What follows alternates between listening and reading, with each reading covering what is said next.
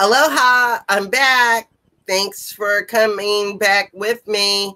I wanted to try to see like the chat on the side so I could read it and chat and all of that stuff. But honey, I don't know a thing I'm doing. I'm going to tell you the truth about that.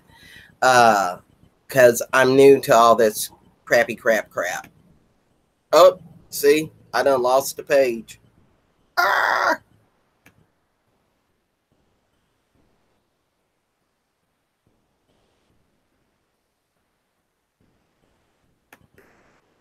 Oh, shit.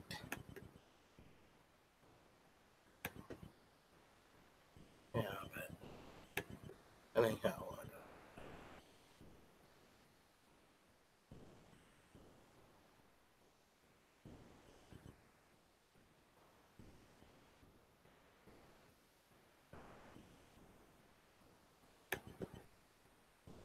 Yeah.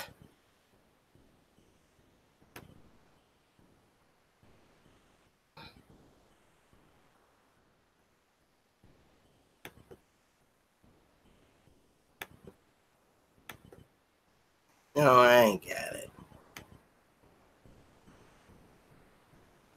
No.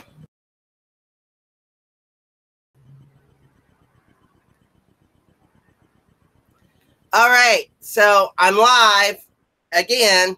I didn't know what I'm doing, so I'm just doing it. So we're going to go ahead and do this. And I can't see the comments or anything. So just enjoy.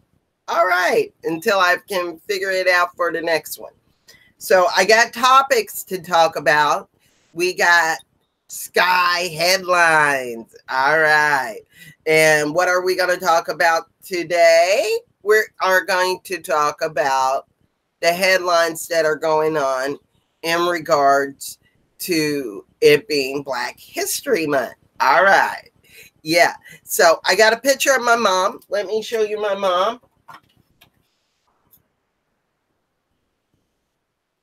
That's my mom, Bernice. God rest her soul. Yeah. And she died of stage 4 colon cancer. Yes, women get colon cancer. And she didn't know she had colon cancer. She was stage 4 when she thought she was really in remission. And she wasn't in remission. She was stage 4. So that's real sad. You know, the doctors down in Texas didn't help her at all. And she went to the VA down there, and enough said. So we know how they need to fix that VA system, don't we? All right.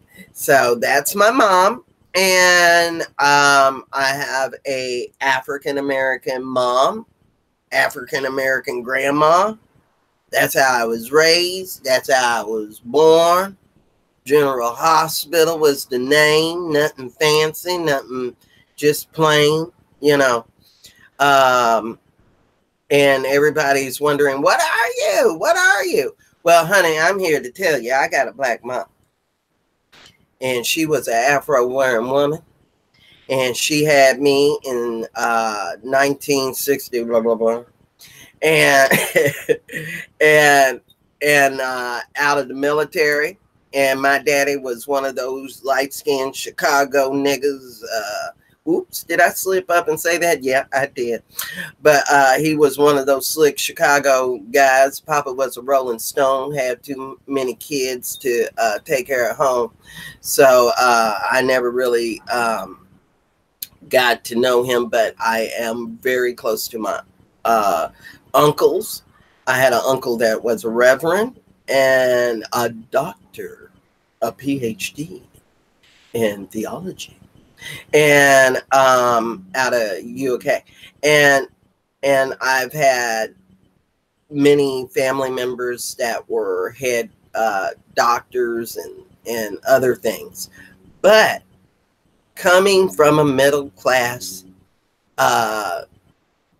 Black family, doesn't guarantee that I'm going to be raised middle class, super successful, and all knowing, all having, and mortgage with fancy car. No, that did not happen to me. You know why? Because when I started coming up in the 80s, the jobs at the factories were like gold to get. And to get that union job, and I didn't want no union job. I thought more of myself than wanting to work in a union, and too bad for me, because I should have did it, because I would have benefits by now. Because now the union people don't get as many benefits as they did back then.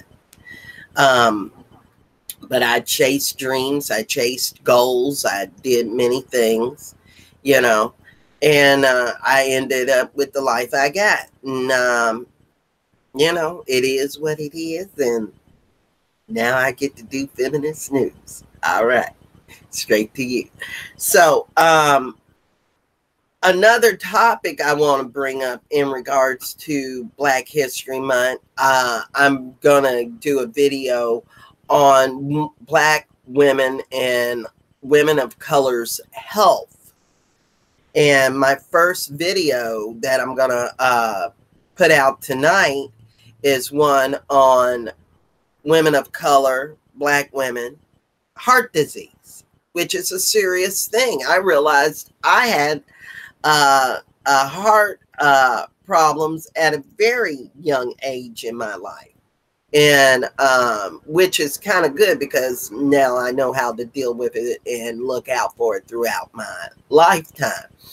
But a lot of women don't get that opportunities.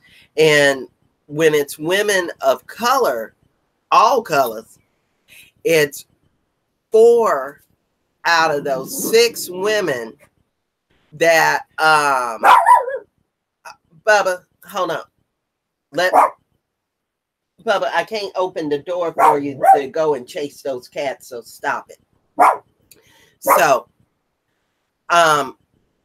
there's 4 out of, only 4 out of 10 women of color know about their heart risk. The other 6 don't.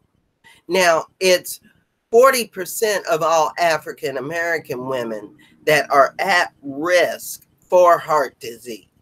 And it's 30% of Latina women that are at risk for heart disease. And 1 in 4 Black women die of heart disease. And these are some serious numbers. I'm like, wow, I'm blown away by it. I can't understand what's going on with it. And I say in the video that it's systemic. I feel that it is. You know, you go to the emergency room, you have a doctor that's not in touch with you, your culture, sees you as a stereotype, and tells you that maybe based upon your stereotype, you need to stop eating fried food, you need to stop doing this and that.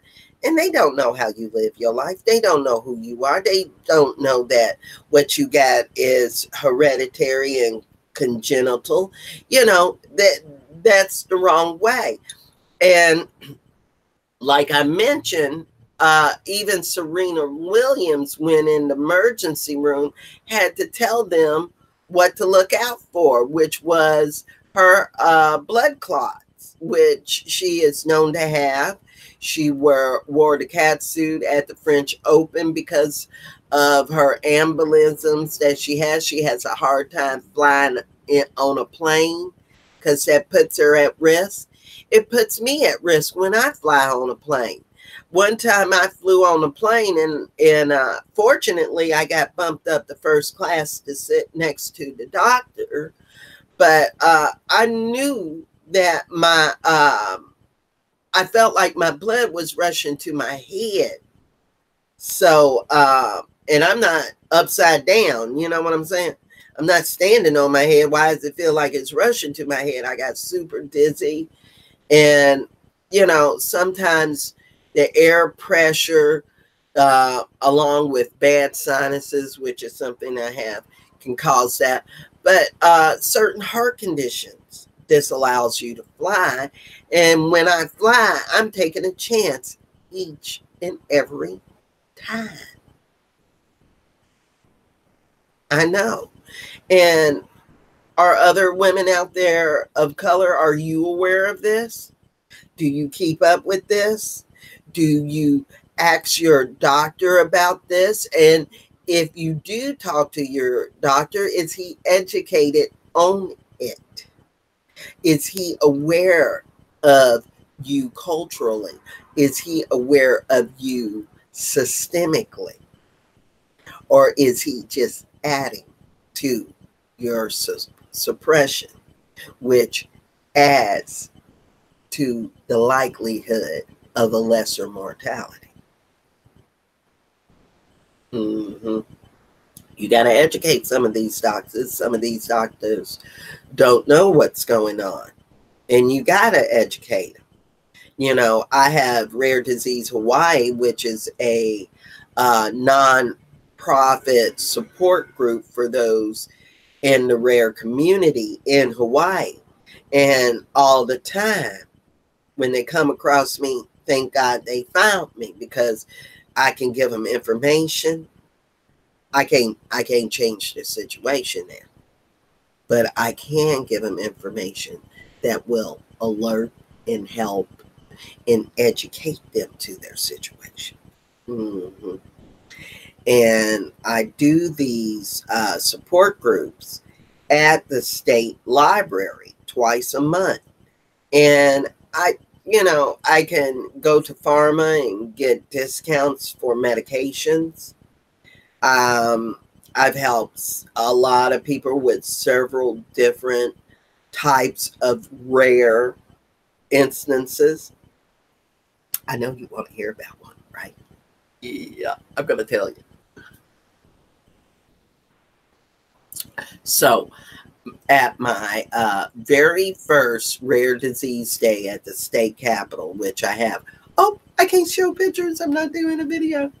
But I did Rare Disease Day at here. I support Rare. That's what this sticker is for. If you didn't know, 1 in 10 people have a rare disease. There's more rare disease patients than there are with those with cancer or AIDS. So spread out, that's a lot of different rare diseases out there. And what's a known rare disease? Huntington disease. Black people are known to have sickle cell, which is a rare blood disease that affects the Black community. What's another rare disease?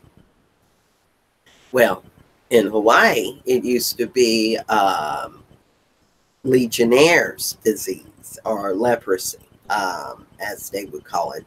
I don't know if that's politically correct anymore. But 80% of all rare disease are hereditary. No doubt. Yeah, so let me tell you about one. So at the very first rare disease health fair that I had, 2016, no, was it 16 or 15? Because this one should be my 4th one. Yeah, it's my 4th one. I've had 2 at the Capitol and 1 at Mo'ili Community Center last year.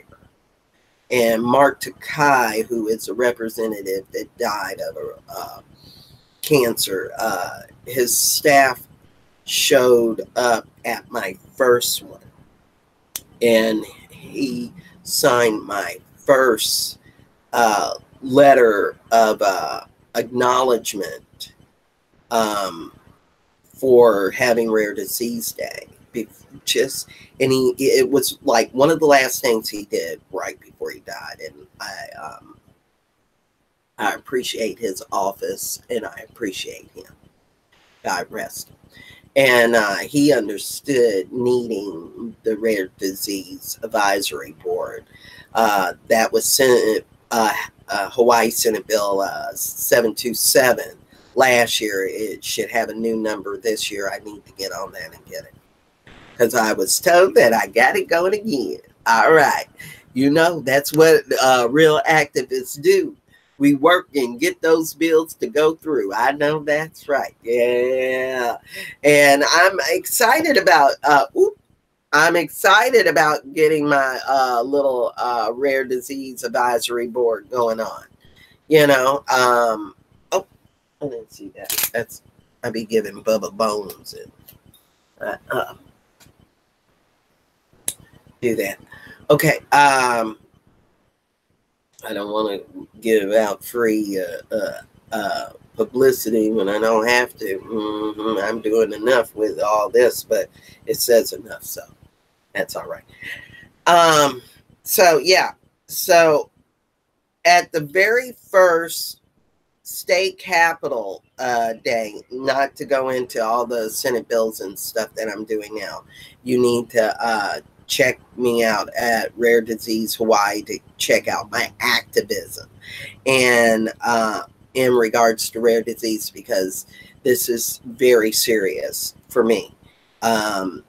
Just like telling the news is serious and getting your information is serious, rare disease is serious for me as a National Institute of Health rare disease pheochromocytoma protocol survivor, and one of the few women and Black women that they had as a part of that study.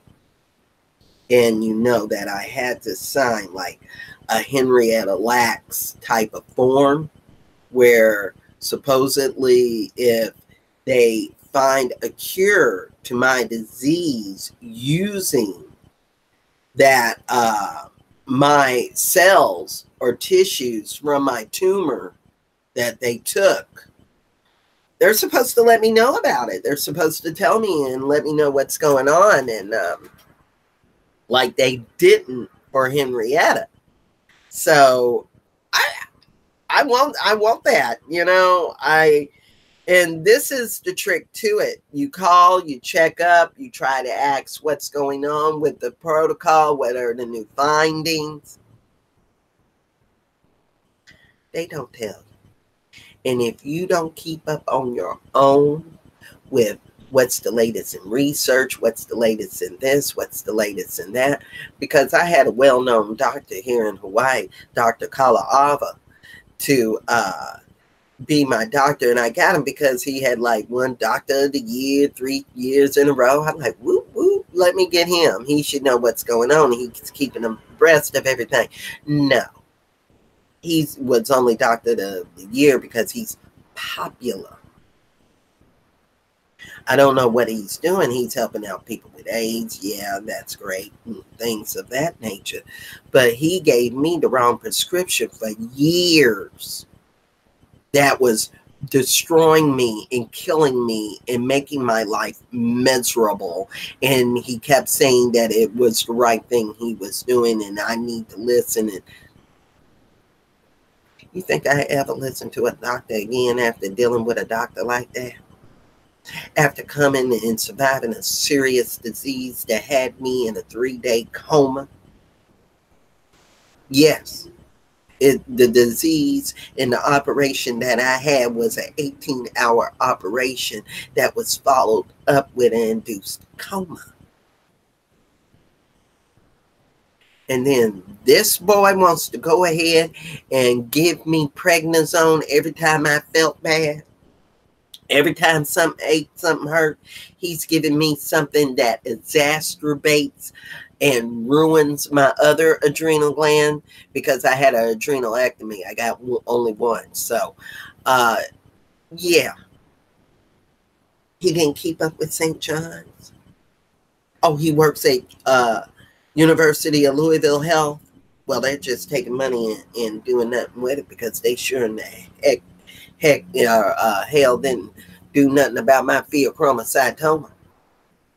because somebody should have told his ass that prednisone exacerbates it, and that there was a St. John's University study out there that's approved it, and NIH and NYU backed it up, and University of Paris. I had a 72-page post follow-up that I carried around on a flash drive to try to give to these people to show the doctors what they need to do to handle a person like me. Only one of them downloaded it. And this was a PA.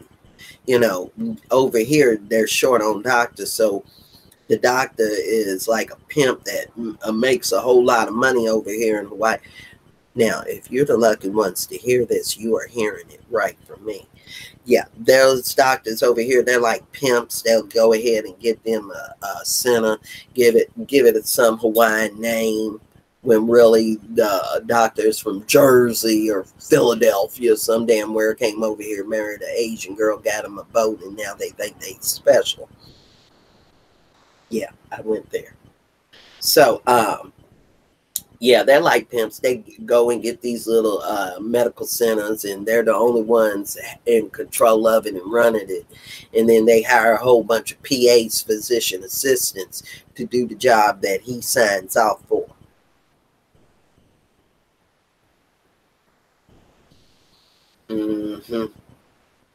I just told it, drop the mic.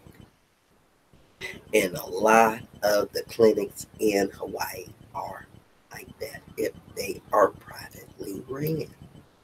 And dig this, they're even getting grant money and RFP money from the city and state to run and do these little workman comp things that they do.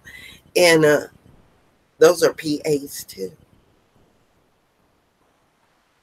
RNs with high degrees. Real therapists. Real doctors. No. That's the kind of healthcare that's going on over here. And I'm telling you the truth. You know, you in Hawaii, you gotta be conscious, be aware. You know, we're one of the healthiest states out there. Maybe because of the weather, maybe because more people are conscious out here. But for the regular working class, it's just the same damn struggle every day. Diabetes is high amongst the indigenous and descendants of sovereignty over here. And they're not trying to help them. Within the last 10 years, I've seen more dialysis centers pop up like shopping centers. They just pop. Before you know it, everybody is in a wheelchair trying to get to one. And I don't see where the wellness is happening. I don't see the low markdown day on fruit. The only time you can get marked down fruit is when they mark it down when it's too old.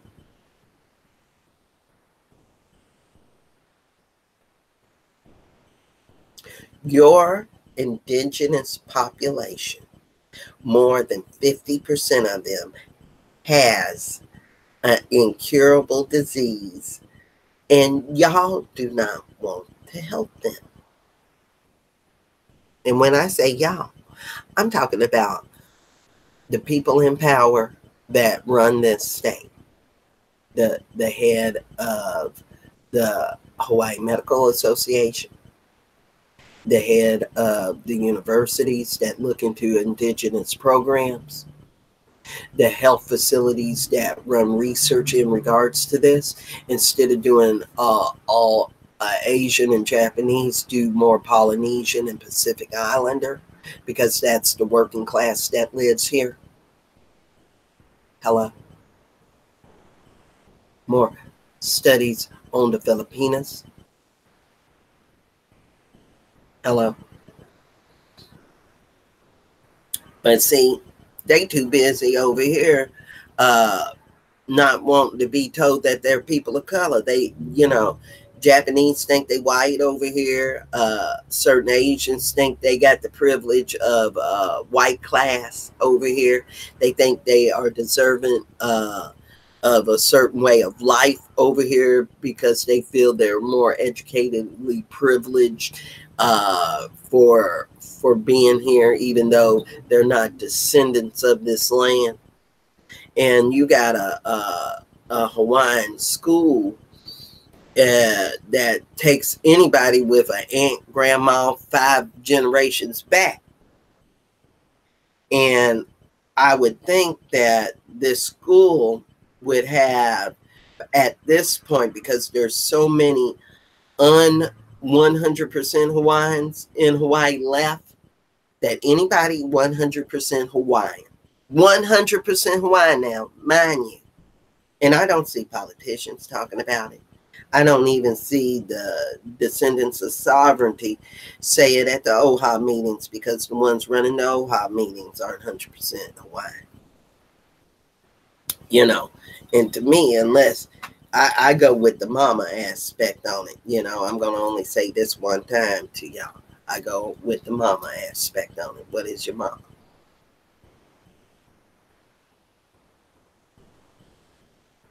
Okay. I got quiet for a second so y'all could hear that and let that sit in with you. Your daddy's your daddy. And that does count.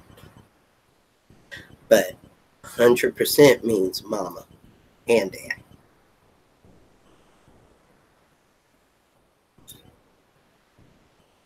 And I'm talking about for Hawaiians. I'm talking about give 100% full-blood Hawaiians any damn thing they want. I feel like they should be like police. They should be able to walk into stores and get whatever they want and just walk the hell out. That's how serious I am about 100% Hawaiians. They should have anything on this land. They should have land. They should have housing. They should have the whole Great Melee from the mountain to the sea. They should have whatever they want because there's so few of them. They should be running things. And this is the thing. You got like the head of Hawaiian school teaching the culture is white. You got the head of the Hawaiian this and that board, Japanese. You got the head of Kamehameha schools. None of them are Hawaiian either. They're Japanese. You don't have nobody 100% Hawaiian running Hawaiian anything here. And that's an issue and a problem with me. And they act like you saying something bad when you speak up and say something about it. I'm black and I know that that's wrong. If I was running things, I would say, well, can we bring in the 100% Hawaiians and see what they think and say about that? Or are they so systemically kept down and kept poor, the 100%, until it's all the mixed ones that are running things? Now, people get upset and they get mad at me because they think their little bit counts. But what counts more is those that are 100%. 100%. I can't see your comments. I don't know what you're saying to me about this right now, but I'm telling you, 100% should count for something. And because this is a group of people, I don't see nobody going to get going for war crimes for genocide of the Hawaiian people. Are there over 1,100,000% Hawaiians out there? I don't even think so. And nobody talks about those kind of numbers. They talk, oh, Hawaiian indigenous, part Hawaiian indigenous, part. Nobody says full blood nothing. They don't say full blood Hawaiian, full blood this, full blood. If you have a full blood, that should be your head, everything. That should be your leader. The 100% blood.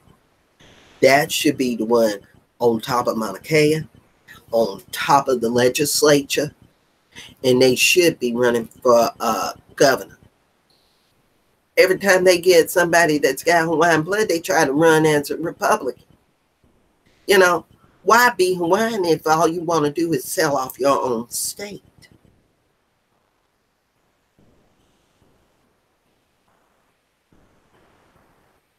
That's what I'm talking about. I never seen such turncoats in my life. I'm for the people. My ass. They had a big thing about we're for Medicare for all, and all these local politicians, come to find out every dang one of them was lying. And so the one that got the Senate office is Ed Case, and he got in at the last minute because he was the only one that didn't have dirt spread on him, because the person that should have won, which was Kali Elaine, they were so busy smearing him and knocking him out of the box and not giving him a chance, and the local media was complicit in denying him that right.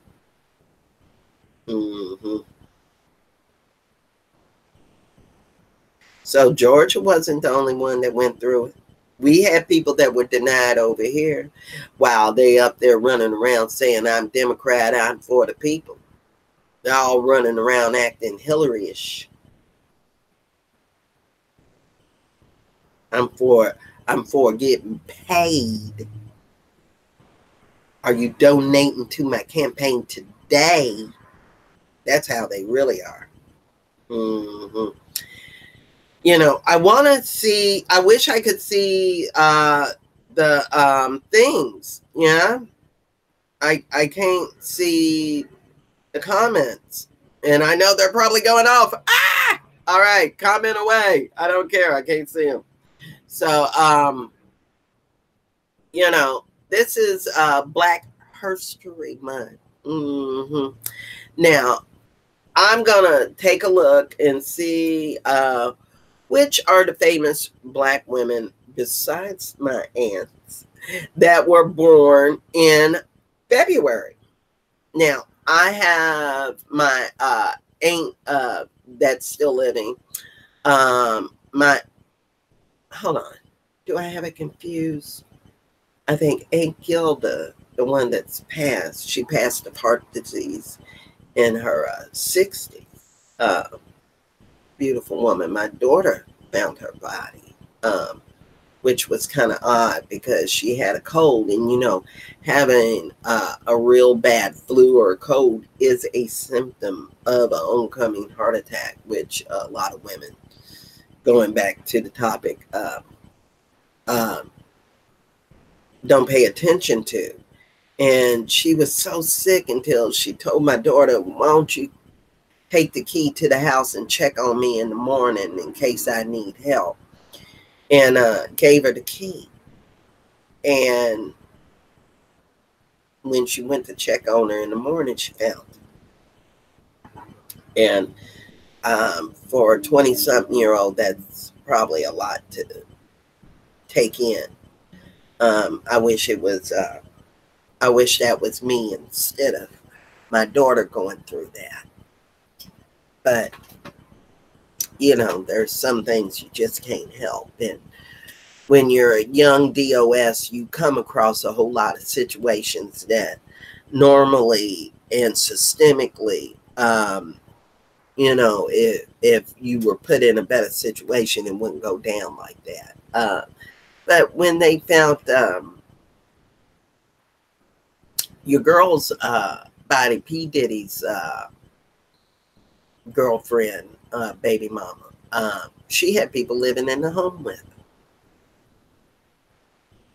You know, so you know that doesn't mean that you're saved and you can be rushed to the emergency room. You know, yeah. So much for that. Yeah. But yeah, so in regards to all these issues that I'm talking about, we want to start off Black History Month, and let me know what people you want me to talk about this month. Um, it's Women's Month in March, so it can all go over and continue. Now, the woman that did the cure for, well, the woman that discovered penicillin, not penicillin. I think she was the woman that cured. Yeah, she's the woman that discovered penicillin, and I think she worked on Legionnaire's disease too. Alice Ball. I did a story on her. You can catch that in my videos. And I talked about the activist progressive women whose lives were most definitely affected by their activism, some in a non-positive way, some in a positive way, out of New York and, of course, post-war World War II Harlem. It was called Harlem Nocturne. It was a really good book that spoke of three women, a dancer, a musician, and an actress, and how they all, no, one was a poet, my fault, writer, and how they all lives intersected. And one of the women was a musician that was musician to a lot of people. Oh, hold on. We're getting phone calls already. All right. So hold on.